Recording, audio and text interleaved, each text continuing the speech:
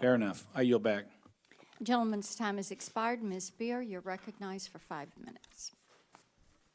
Thank you, Madam Chair. You know, this hearing belongs in a bad episode of House of Cards. I'm sure Frank Underwood is lurking somewhere here in the room.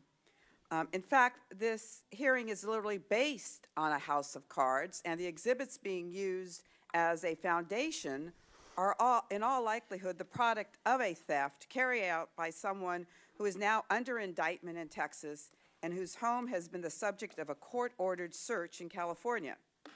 Is this hearing really going to proceed based on stolen and misleading documents? Even Frank Underwood would be blushing at this point. This committee's sole purpose is to hold fake trials of citizens and companies that comply with laws, but not with the political agenda of Republicans who want to restrict women's health care. 12 states and 4 congressional committees, 1 Senate, 3 House, have already investigated the videos released by the so-called Center for Medical Progress last summer and found absolutely no evidence of wrongdoing.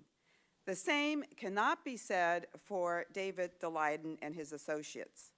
This so-called committee is the very definition of a kangaroo court, a mock court that disregards the rules of law and justice to validate a predetermined conclusion. But this mock court has real consequences. While we are focusing on what goes on inside a woman's uterus, we are completely ignoring what happens to babies and children outside of them. How else can you explain why this panel is holding this hearing while children go hungry and research on pediatric cancer is desperately in need of more research dollars?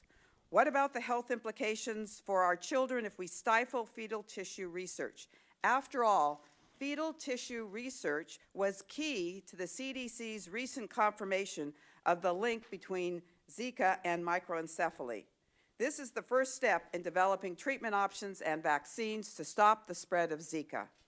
Considering Zika-affected infants suffer from brain damage, severe seizures, and other medical problems, why aren't we talking about protecting those infant lives?